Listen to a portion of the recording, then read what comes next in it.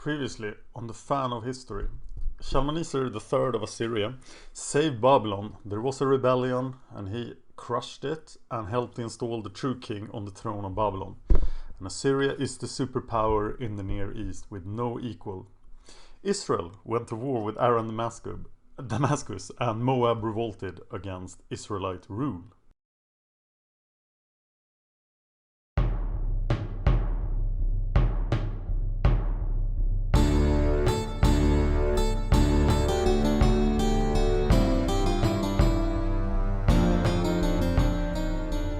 Welcome to the Fan of History. I am the Fan of History, and we are going to talk about the 840s BC. This will be a two-parter, and you should watch the Great Civilizations of the World in 900 BC and previous decade reports on this YouTube channel. We cover from 1000 BC up to 840s. And we'll keep going. So, in Egypt, Osirkhan II still rules over unified Egypt. He is a ruler of the 22nd dynasty, and his son Nimlot C is the high priest of Amun in Thebes and obeys his father. Osirkhan II rules from the delta in the north, and there is unity, but Egypt is falling further behind. They still don't have good ironworks, but they do have the wealth of the Nile. So they live in splendid isolation, pretty much. They might have helped at the Battle of Qarqar in 853 BC, but even that is not certain. So, over to Assyria. Shalmaneser III is the chosen king of Ashur, and in 853 BC he fought at Qarqar against the League of Kings, an alliance of 12 kings. And in 849 BC, Assyria marches west against Damascus and the League of Kings again. Hadad-Ezer of Damascus is the leader, together with Ir-Huleni of Hammath. It is unclear how far the Assyrians got this time, because Carchemish, that you can see over here, and Arpad refuses to supply the army like they did in 853. And the Bit-Agusi refused to pay too, so Shalmaneser had to fight them, and the League of Kings stops Shalmaneser's advance again. The Bible once again does not mention this fight, and it seems that Israel has left the League. There are more signs of that later, but Israel is not helping out here. And they were the third most powerful member of the League. Jehoram is the king of Israel. He is a pagan. He is bothered constantly by prophets who tell him to change faith, to become a worshipper of Yahweh. Moab is still in revolt. Jehoram's mother is Jezebel, and she's still around, helping to promote the Phoenician cults of many Phoenician gods, especially Baal. So, the Moab revolt. You see Moab down to the right. The shepherd king Mesha revolted in our last episode, and he holds a strong position in the north, close to Jericho. Israel, perhaps in cooperation with Judah, if Judah exists, attacks south of the Dead Sea to get around the strong position of Moab in the north. And perhaps the king of Edom joined them, if Edom actually exists at this time as well. So there are many questions, and the archaeological record does not support a kingdom in either Judah or Edom at this time. But this army, led by Jehoram, has a water supply problem. Edom is a very dry place. And they call upon the prophet Elisha. And somehow there is a flash flood that saves the army. And they attack Kir Hareshet. This should be right on the south border of Moab. It's the principal city of southern Moab. And things look grim for Moab, so Mesha decides to sacrifice his eldest son to the Moabite god Chemosh. And this works. Probably because Jehoram and the other commanders feared some sort of divine intervention on the part of Chemosh. So Moab is free and wins this war. And Mesha takes up residence in Horonaim in the south to guard the southern border. And this story is interesting because we have then dual sources. We have the Book of Kings in the Bible and the Mesha stele that I mentioned before. So let's have a look at that thing. Here it is. This was discovered in 1868 on the site of ancient Dibon. There is a stone fragment that supplements the stele. This was probably erected in 840 BC by Mesha, and it's the longest Iron Age inscription found in the region. This is also the major source for the Moabite language, and it contains the earliest non-biblical mention of Yahweh. There is actually a long story in first person by Mesha here on this stele. And if you want, I could read the whole text on the podcast. I do a podcast together with Kevin Scott that covers this period as well, but we have not gotten this far yet. So if you want to, I could do that on the podcast. You can check out the podcast on our website. More about that later. In 848 BC, Shalmaneser goes west again and is again faced by the League of Kings. And he fights the armies of Hammath and Damascus under Irhuleni and Hadadezer. And after this campaign, Karkemish, Arpad and Bidagusi appear to be subjugated. They might have fought Shalmaneser in this year or not. I've seen different statements on that. But these campaigns, this in 848 BC and the one the year before, are poorly documented. And that probably means that Shalmaneser could not boast of any victories, so he remained quite silent. And that means that this must have been big setbacks for the Assyrians, as they don't get anywhere. In 847 BC, Shalmaneser goes to Pakar Kubuni. I have no idea where that is or what happened. I think it's a western thing, maybe in northern Syria, but I don't know much about this. So let's move on to 846 BC. Phoenicia at that time is led by Tyre. Tyre is the greatest city of Phoenicia, and it has refused to fight Assyria. They did not join at the Battle of Qarqar. Byblos might have, but Tyre didn't.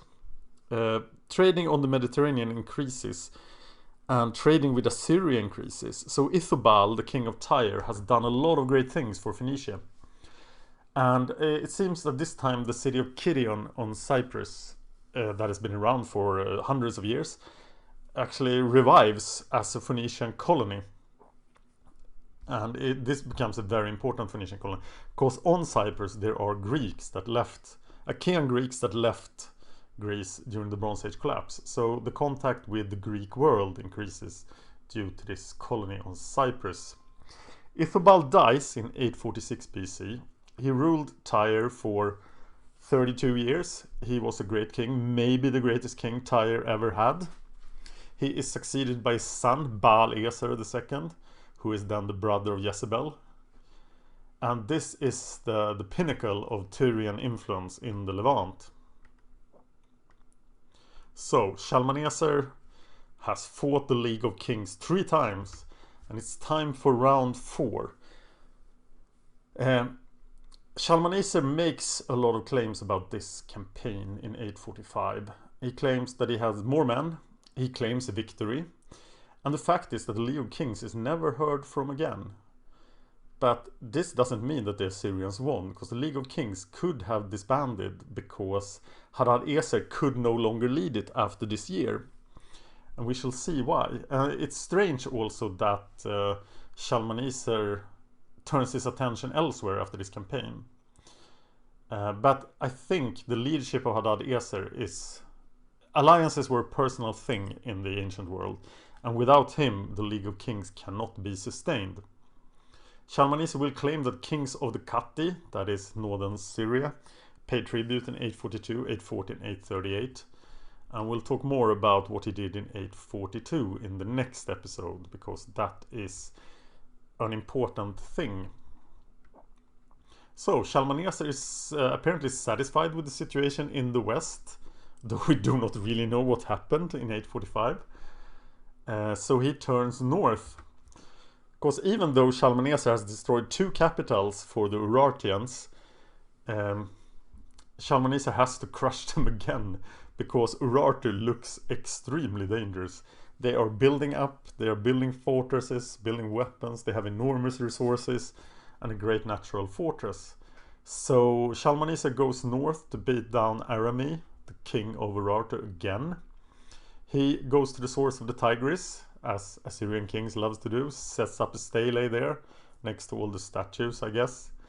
He plunders several important cities among the Urartians, but there is no decisive battles, and then he goes on a spree, conquering the cities of Sukne and Alsi, and receives tribute from Dayen and Melid, and this is probably not parts of the Urartu kingdom. So it seems that this campaign's goal was really to strengthen Assyria's western position, because Shalmaneser wants to make a further push to the west, and he needs to eliminate the threat that Urartu will interfere. And there is a mystery of Lutipri in Urartu, because it is possible that Arami actually died before Shalmaneser attacks or during the fight. Shalmaneser likes to attack kingdoms when they have a new ruler, because he feels that they are weak then. And there is an inscription that claims that the next king of Urartu, Sarduri, has a father called Lutipri. And it's not clear whether Lutipri was the king of Urartu, and Lutipri might also have been Arami himself.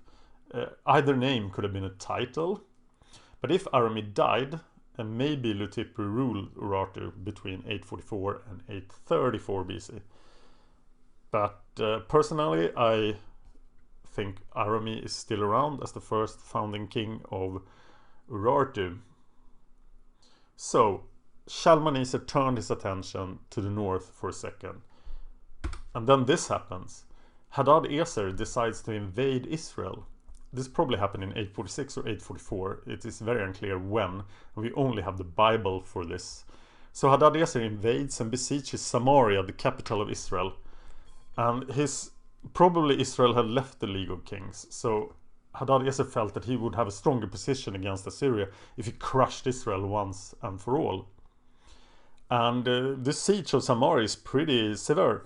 There is cannibalism reported in the Book of Kings, and it looks like Israel will fall, but there is a very surprising end to the siege. Somehow they managed to convince Hadad-Eser that there is an enormous army of Kati princes from the north and Egyptians coming to help Samaria.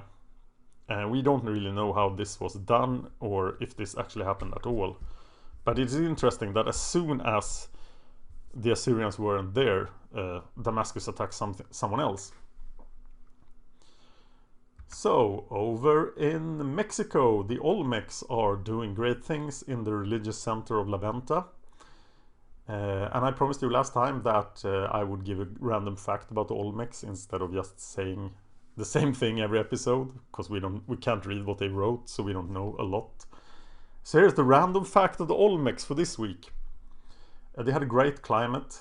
They could do 4 crops of maize every year.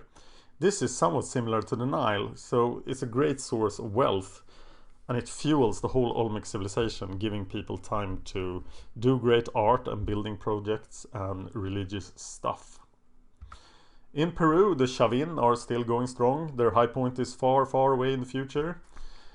And this week's random fact then is that the elaborate drainage systems they built in Chavin de Antar, they were created to when the water drained, it sounded like jaguars roared.